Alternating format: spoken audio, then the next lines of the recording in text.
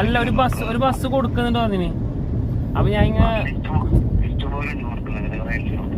നിന്റെ കയ്യിലുണ്ടാ? നിന്റെ അറിവിലുണ്ടാ? എത്ര രൂപ പറയുന്നത്? ചെങ്ങൈന്റെയാ?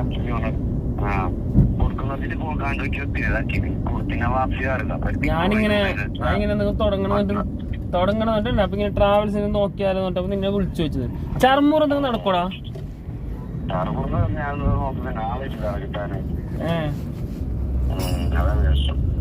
അല്ലടാ, പിന്നെ പണിക്കാരുണ്ട് എന്റെ അടുത്ത് ആരെങ്കിലും അറിയുന്നത്?